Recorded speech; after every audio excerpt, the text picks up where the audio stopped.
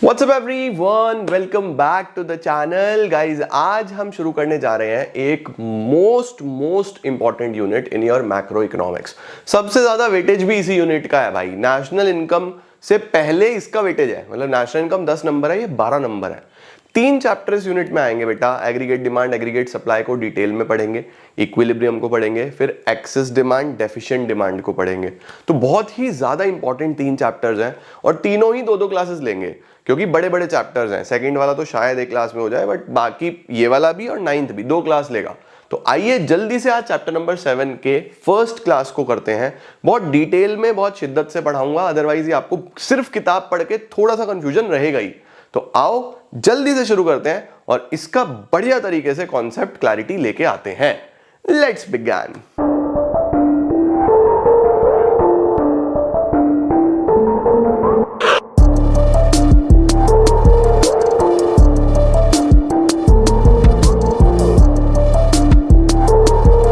तो बच्चों, मेरा जो आज का टारगेट है ना, वो है एग्रीगेट डिमांड और एग्रीगेट सप्लाई का कॉन्सेप्ट आपको समझाना। चैप्टर का नाम है aggregate demand and related concepts. तो एग्रीगेट डिमांड के साथ ही शुरू करते हैं कि सर ये एग्रीगेट डिमांड क्या होता है। देखो बच्चों, डिमांड शब्द आपने सबसे पहली बार माइक्रो इकोनॉमिक्स में पढ़ा था। अब डिमांड में मैं ऐसा बोल सकता हूं कि लेट सपोज ये एक बॉटल है, ठीक है। इस वाटर बॉटल की अगर मैं इंडिविजुअल अकेला डिमांड कर रहा हूं, मैंने बोला भाई मुझे एक बॉटल चाहिए, तो हम बोल देंगे कि दिस इज इंडिविजुअल का स्टडी। तो ये हो गया सिंपल डिमांड या इंडिविजुअल डिमांड। अब मैंने बोला कि बाजार में इस बॉटल के कितने बायर्स हैं। भाई मैंने देखा मेरा पड़ोसी भी यही बॉटल खरीदता है, आप भी यही बॉटल खरीदते हो, आपका पड़ोसी भी यही वाटर बॉटल खरीदता है, तो बाजार में 500 बॉटल बिकती हैं, मैं तो एक ही खरीद रहा था, वो था इंडिविजुअल डिमांड। अब हमने हम सब की डिमांड जोड़ दी इसी बॉटल की, ये बन गया मार्केट डिमांड। बहुत सारे बच्चे यही कंफ्यूज हो जाते हैं, क्या ये सर एग्रीगेट डिमांड है? नहीं नालायको, एक ही बॉटल की बात हो रही है, ये भी माइक्रो इकोनॉमिक्स का ही कॉन्सेप्ट है। इसीलिए हमने माइक्रो में इंडिविजुअल डिमांड भी पढ़ा था, हमने माइक्रो में मार्केट डिमांड भी पढ़ा था।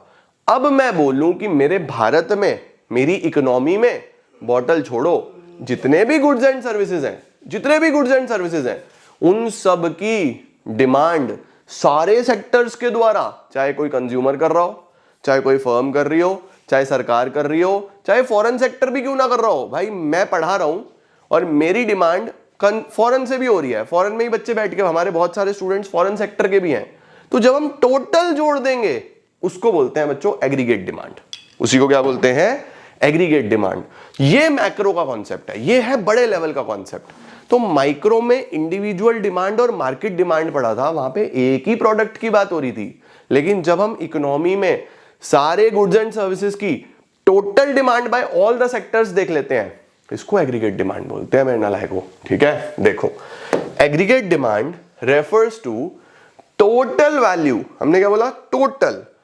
Total value of all the final goods and services. यहां पे मैं लिख देता हूं all the final goods and services which all the sectors of an economy are planning to buy, जो खरीदना चाह रहे हैं at a given level of income during a period of 1 accounting year, एक साल के अंदर, ठीक है। AD is the aggregate expenditure। अब देखो, ये तो इसका मेन मीनिंग हो गया सबसे पहले तो कि एग्रीगेट डिमांड क्या होता है। अब मुझे एक बात बताओ भाई, 4 सेक्टर है, ठीक है। ये चैप्टर 1 में पढ़ा था हमने सर्कुलर फ्लो में। कौन कौन से 4 सेक्टर हैं? सबसे पहले है हाउस होल्ड का मतलब मैं, कंज्यूमर। उसके बाद है बच्चों फर्म्स, ठीक है, दुकानदार लोग, वो भी तो कुछ ना कुछ डिमांड करते हैं सामान की। उसके बाद है सरकार, गवर्नमेंट को भी सामान चाहिए, गुड्स एंड सर्विसेज चाहिए। चौथा है foreign sector, rest of the world, है ना।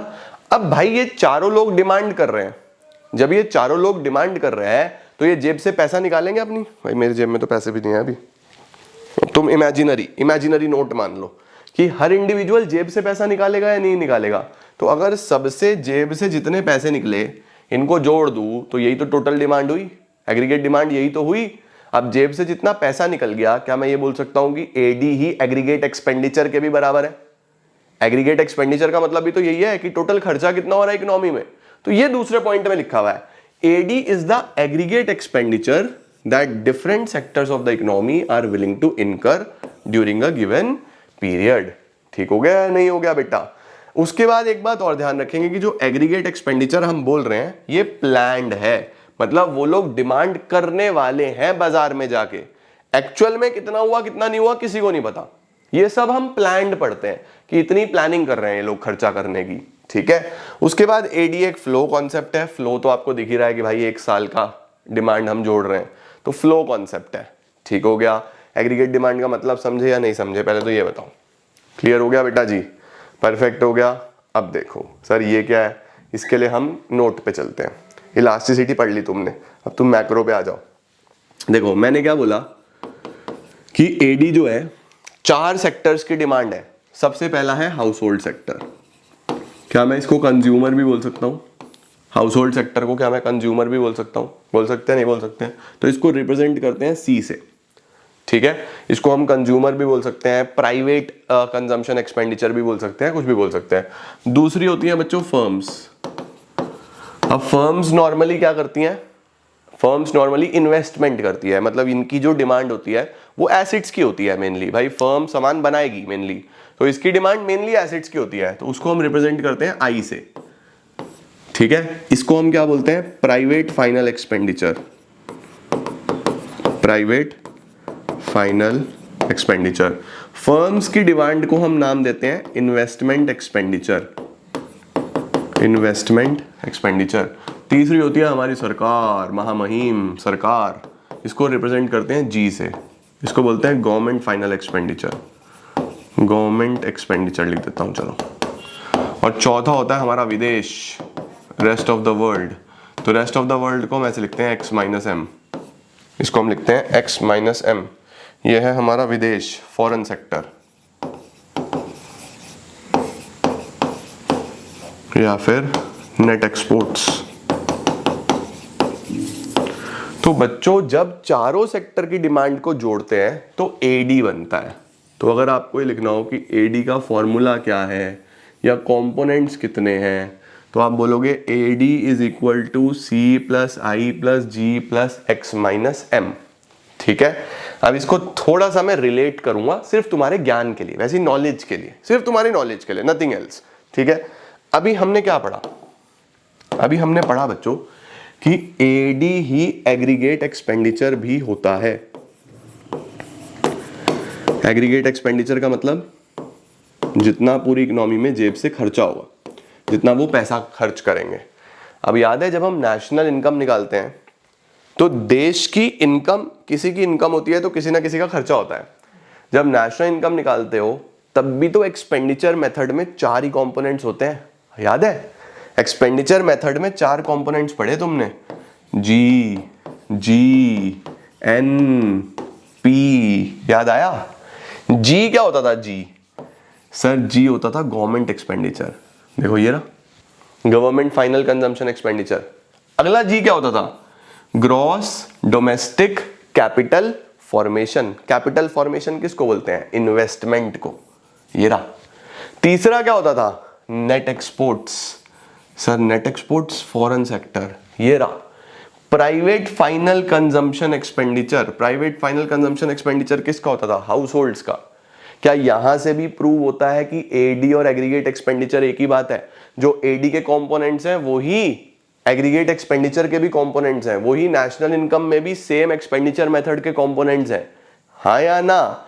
तो हम यहां पे ये भी प्रूव कर सकते हैं बच्चों कि एडी ही एग्रीगेट एक्सपेंडिचर है। भाई सिंपल सी बात है, एग्रीगेट डिमांड किसकी है? कंज्यूमर की।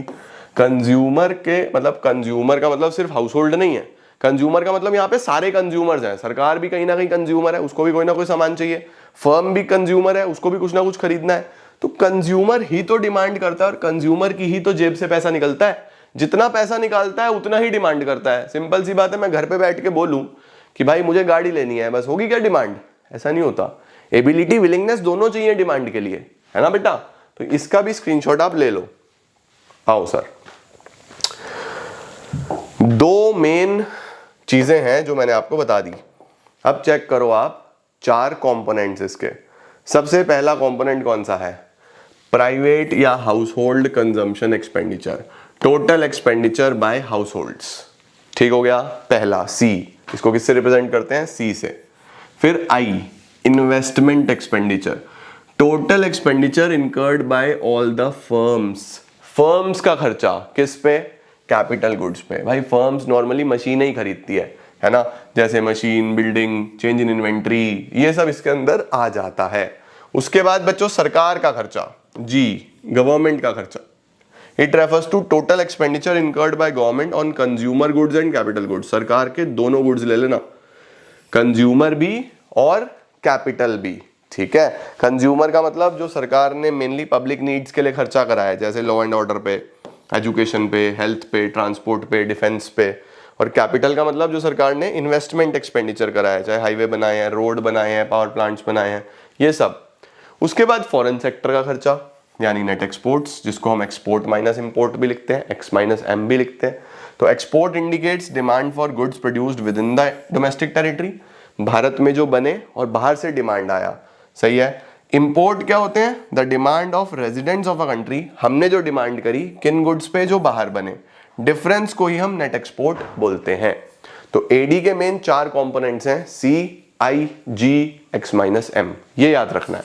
एग्जाम में अगर एडी के कंपोनेंट्स पूछेगा तो 4 कंपोनेंट्स तुमको बोल के आने हैं, C plus I plus G plus X minus M. Okay ना लाइको, बढ़िया सर। ये हो गए जी 4 कंपोनेंट्स एडी के, C plus I plus G plus X minus M. Screenshot ले लो, डन सर। अब हमारे जो सिलेबस में है बेटा वो 4 सेक्टर मॉडल नहीं है, हमारे सिलेबस में सिर्फ 2 सेक्टर मॉडल है। तो अगर एग्जाम में पूछ ले कि कंपोनेंट्स बताओ तो आपको चारों बताने हैं, C plus I plus G plus X minus M. लेकिन अगर वो ये बोल दे कि भैया एडी को डिफाइन करो, या 2 सेक्टर मॉडल के हिसाब से आगे हम जो भी कॉन्सेप्ट पढ़ेंगे वो सारे कॉन्सेप्ट बच्चों हम 2 सेक्टर मॉडल के हिसाब से पढ़ने वाले हैं। तो बोल रहा है even though AD has 4 components, लेकिन हम ये एज्यूम करके चलेंगे कि इकोनॉमी क्लोज्ड है। क्लोज का मतलब होता है कि ना तो इसके अंदर सरकार का कोई रोल है और ना ही इसके अंदर कोई फॉरेन सेक्टर का रोल है, इकोनॉमी क्लोज्ड है।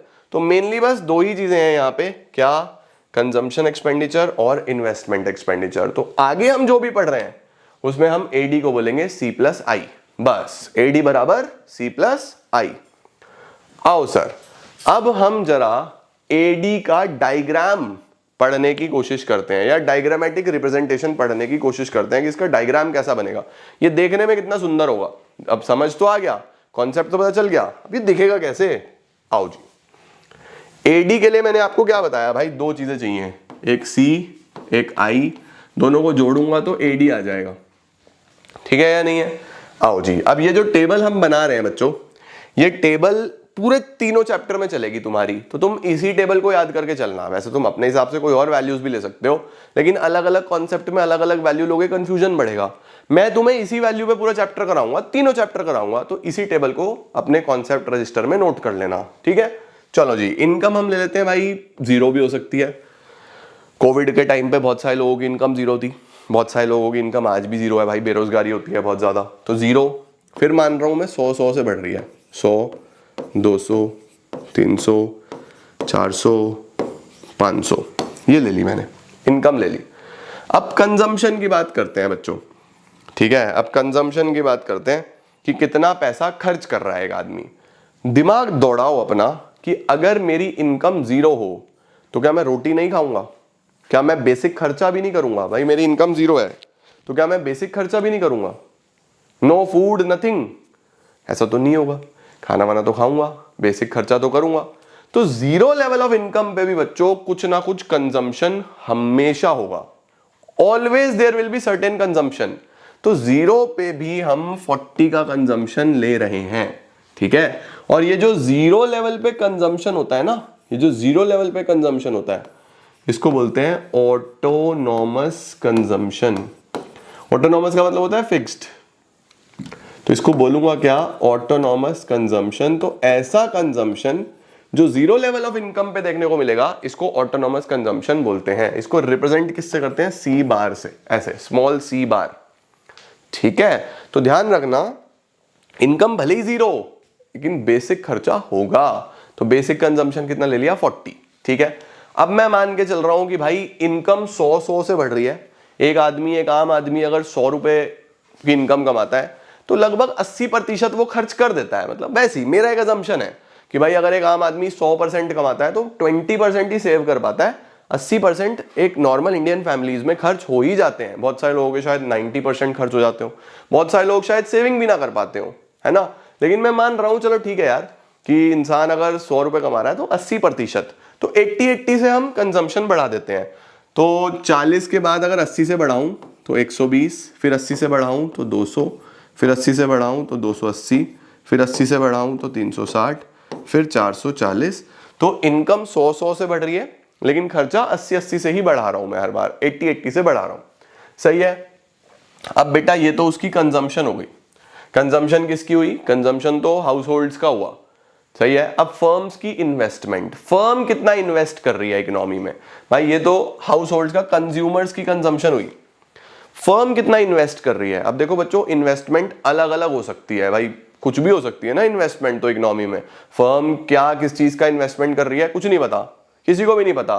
तो सिंप्लिसिटी के लिए हम इसको ऑटोनॉमस मान के चलते हैं। ऑटोनॉमस का क्या मतलब होता है? देखो ऑटोनॉमस का मतलब यहां पे भी फिक्स था, तो ऑटोनॉमस का मतलब एक वैल्यू ले लो, वही फिक्स्ड रख लो। तो सिंप्लिसिटी के लिए मैं इसको 20 रुपए मान के चल रहा हूं। सिंप्लिसिटी के लिए मैंने इसको कितना मान लिया? 20 मान लिया कि फर्म्स का जो इन्वेस्टमेंट है वो इतना है। ठीक हो गया। तो इनकम कितनी है इकोनॉमी में? इतनी, इसके कॉरस्पॉन्डिंगली खर्चा इतना, और फर्म्स का इन्वेस्टमेंट इतना। ठीक है। दोनों को जोड़ दूं तो एडी आ जाएगा, एग्रीगेट डिमांड बन जाएगा। जोड़ दो, 40 + 20 60, 140, 220, 300, 380, 460, ये बच्चों एडी बन गया। ठीक है। तो यहां पे हमारे कुछ छोटे छोटे से अजम्पशंस हैं। क्या अजम्पशन लिया हमने? एक तो ऑटोनॉमस कंजम्पशन हमने अज्यूम करा है 40 का। दूसरा, इन्वेस्टमेंट को भी हमने क्या माना है? ऑटोनॉमस इन्वेस्टमेंट माना है। ऑटोनॉमस का मतलब सेम माना है हर लेवल पे, वैसे अलग अलग हो सकता है, रियल इकोनॉमी में तो अलग अलग ही होता है। सिंप्लिसिटी के लिए हमें सेम सिखाया गया है। ठीक है। तो ये तो टेबल होगी बच्चों, बना लो जल्दी से टेबल। बन गई क्या? अब मैं इस टेबल को छोटा सा कर दूंगा ताकि कर्व यहां पे आ जाए। टेबल कर देते हैं छोटू सी।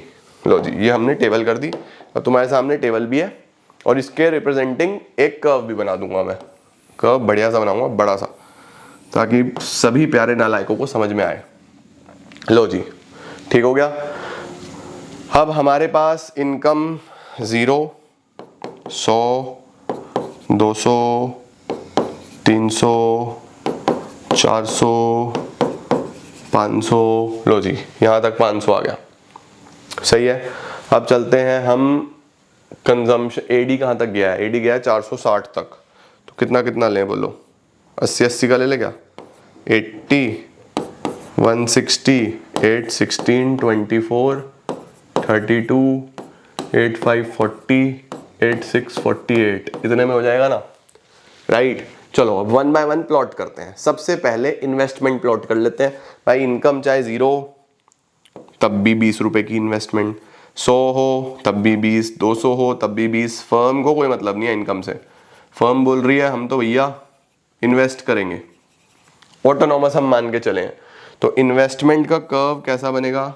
इन्वेस्टमेंट का कर्व बन गया horizontal straight line parallel to X axis. Horizontal straight line parallel to X axis. तो कोई आपसे पूछ ले कि इन्वेस्टमेंट का कर्व कैसा होता है, तो हम बोलेंगे horizontal straight line parallel to X axis, क्योंकि हमने उसको ऑटोनॉमस माना है।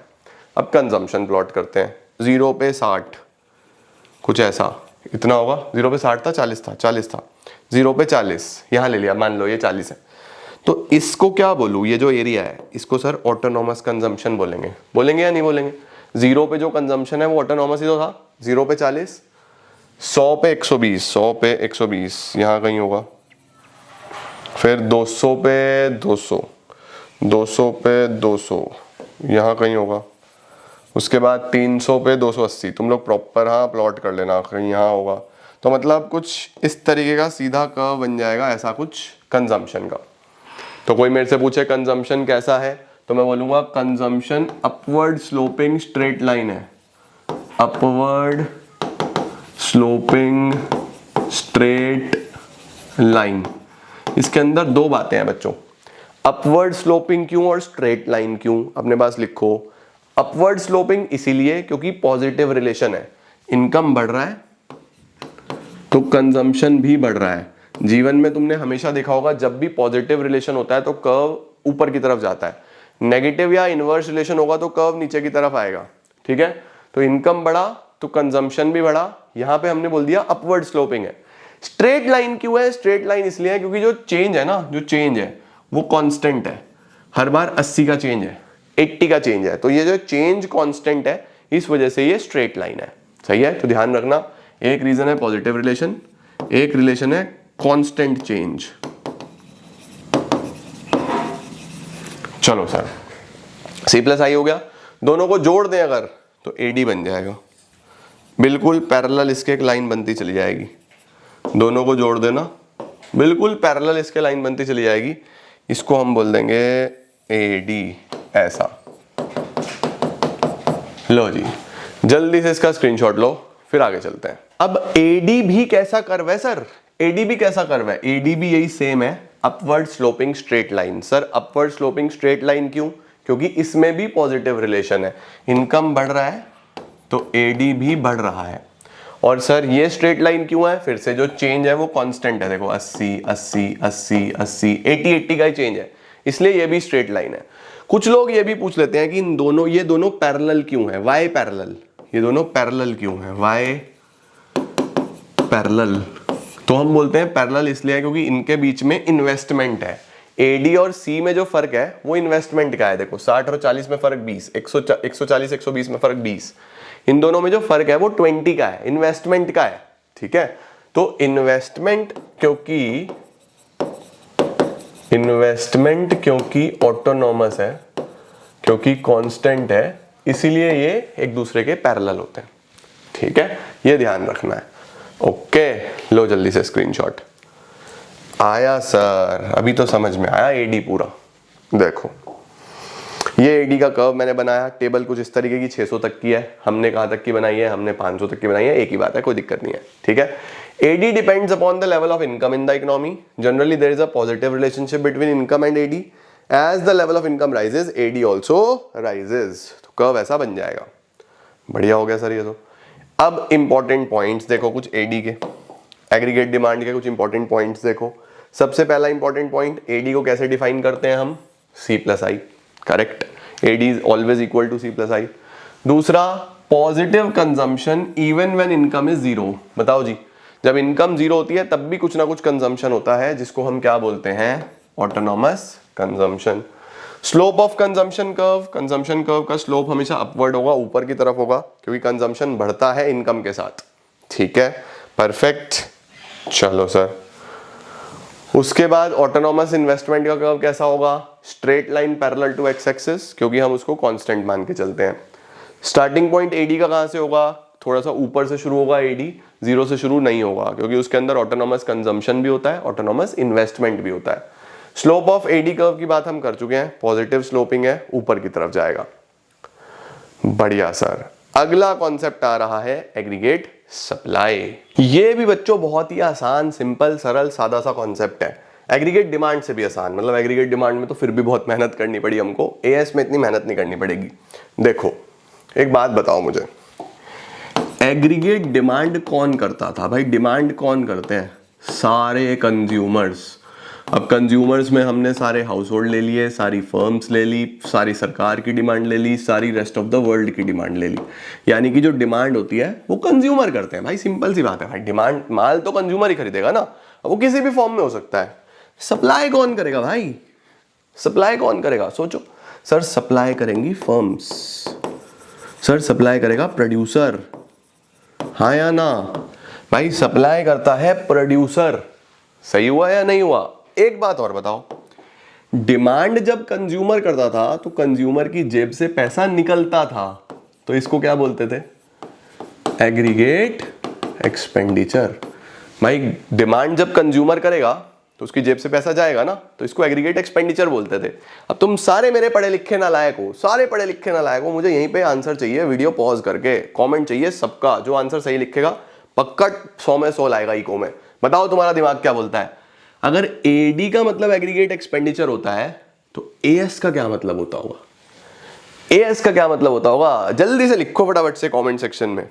सर एएस का मतलब होगा एग्रीगेट इनकम। भाई जितनी देश में एक की जेब से पैसा निकलेगा, किसी ना किसी का खर्चा, तो किसी ना किसी की इनकम होगी या नहीं होगी। एक मैंने आपने मुझे फीस दी, आपकी जेब से पैसा निकला, आपके लिए खर्चा, मेरे लिए इनकम होगी या नहीं होगी। मैंने बिजली का बिल भरा, मेरे लिए खर्चा, बिजली वालों की इनकम होगी या नहीं होगी। एक का खर्चा ही दूसरे की इनकम होती है बच्चों। इसी को हम एग्रीगेट इनकम या फिर नेशनल इनकम भी बोल सकते हैं। इसीलिए जब हम नेशनल इनकम निकालते थे, चाहे एक्सपेंडिचर मेथड से करो चाहे इनकम मेथड से करो, आंसर तो सेम ही आता है। कंज्यूमर बराबर प्रोड्यूसर होता था या नहीं होता था। सर्कुलर फ्लो में यही तो पढ़ते थे, जितना फर्म ने सामान बनाया सब कंज्यूमर के पास जाएगा, जितना पैसा खर्च करेंगे सब इधर आएगा, वही पैसा फिर इधर बटेगा। करते थे या नहीं करते थे। तो एएस ही नेशनल इनकम के बराबर होता है बच्चों। तो यहां से कॉन्सेप्ट हमें समझ में आया कि एएस बराबर नेशनल इनकम होगा। अब मुझे बताओ, किसी भी इंसान के पास अगर इनकम है, पैसा है, वो क्या करेगा उस पैसे का। रोटी सब्जी तो नहीं बनाएगा उसकी कि आज 200 के नोट की सब्जी बनी, आज 100 के नोट की सब्जी, ऐसा तो नहीं करेगा। National income is either consumed, या तो उसका कंजम्पशन होगा या फिर वो सेव करेगा, यानी सेविंग करेगा। तो एएस जो है बेटा वो नेशनल इनकम के बराबर होता है और उसके दो कंपोनेंट्स हैं, कंजम्पशन एंड सेविंग्स। तो एएस एडी क्या होता था, एडी होता है सी प्लस आई, एएस क्या होता है सी प्लस एस। ये आपको पता होना चाहिए। जल्दी से स्क्रीनशॉट ले लो, फटाफट से इसका स्क्रीनशॉट ले लो। एएस किसके बराबर होगा हमेशा, सी प्लस एस के। हो गया स्क्रीनशॉट, डन सर। इसे छोटा कर देता हूं क्योंकि मुझे इस लाइन की जरूरत पड़ेगी। आओ सर, वही टेबल, आपकी फेवरेट टेबल जो भी पीछे बनाई, 0, 100, 200, 300, 400, 500, ठीक है। कंजम्पशन बताओ, चलो फिर से। इनकम 0 है तो क्या कंजम्पशन होगा ही नहीं क्या, भूखा मर जाएंगे क्या, नहीं सर। इनकम 0, कंजम्पशन 40, फिर इनकम 100 से बढ़ रही है तो हम 80 से बढ़ाएंगे, 120, 200, 280, 360, 440, ऐसा हो गया। अब मुझे बताओ जरा, अगर आपको सेविंग निकालना हो, सेविंग कैसे निकलता है, इनकम माइनस कंजम्पशन। मैं कमाता हूं 500, खर्च करता हूं 440, मेरी जेब में 500 रुपए आए, यार नोट भी नहीं है आज तो कोई जेब में, हद हो गई। 500 रुपए आए इमेजिनरी, 500 रुपए, एडिटर साहब एडिट कर दोगे क्या 500 रुपए इमेजिनरी आ गए, इसमें 440 खर्च हो गए, तो कितने सेव करे सर, 60 रुपीज। 400 में 360 खर्च करे तो 40, 300 में 280 खर्च करे तो 20, 200 कमाए 200 खर्च दिए 0, 100 कमाए 120 खर्च दिए। सर ऐसा कैसे हो सकता है कि 100 कमाए 120 खर्च दिए, भाई पुराना भी तो कुछ कमाई होगी तुम्हारे पास, तो 0 पे जो 40 खर्च कर रहे थे पुरानी भी तो कोई कमाई होगी, इसको बोलते हैं डिस सेविंग। जब भी सेविंग नेगेटिव में आए ना बच्चों, जब भी सेविंग नेगेटिव में आए इसको बोलते हैं डिस सेविंग्स। ये सेविंग्स है और 0 का मतलब कोई सेविंग ही नहीं है, ये तो नील है ना भाई। 0 का मतलब सेविंग है ही नहीं, कुछ है तो सेविंग, नहीं है तो डिस सेविंग। सही हुआ। पहले तो इसका स्क्रीनशॉट लो, जल्दी से स्क्रीनशॉट लो। हो गया, लिख के भी चलना ये सारे कॉन्सेप्ट। अच्छा सर, मस्त समझ आ रहा है नहीं आ रहा है चैप्टर, बढ़िया तरीके से समझाऊंगा तुम्हें, यूनिट बहुत इंपॉर्टेंट है। आओ, अब मैंने तुमको क्या बताया, एएस कैसे निकलेगा, सी प्लस एस। एएस कैसे निकलेगा, सी प्लस एस। चलो 40 माइनस 40 0, 120 माइनस 20 100, 200, 200 प्लस 0 200, दोनों को जोड़ना है, 300, 400, 500। सर ये एएस आ गया। अरे सर जादू हो गया, कमाल हो गया बेटा। क्या कमाल हो गया, एएस और इनकम बराबर आ गया सर। हाँ यही तो तुमको बताया था कि एएस ही नेशनल इनकम होता है। नालायको, तुम्हें जोड़ने की जरूरत ही नहीं थी। अगर तुम्हें इनकम दिया हुआ है वही एएस है, जितनी नेशनल इनकम है उतना ही एएस है, तुम्हें दिमाग नहीं लगाना। समझ में आई मेरी बात, ठीक हुआ। चलो अब लो स्क्रीनशॉट। डन सर, क्या बात है यार, क्या बात है सर, क्या बात है सर। आओ बच्चों, 0, 100, 200, 300, 400, 500, सर ये क्या है, इनकम। इधर ले लो एएस, पहले एडी बनाया था, अब एएस बना रहा हूँ। 100, 200, 300, 400, 500, ठीक है।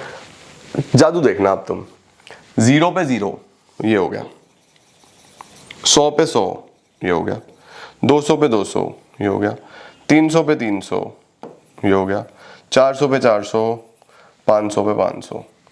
तो कुछ ऐसा एएस का कर्व बन जाएगा, ऐसा एएस का कर्व बन जाएगा।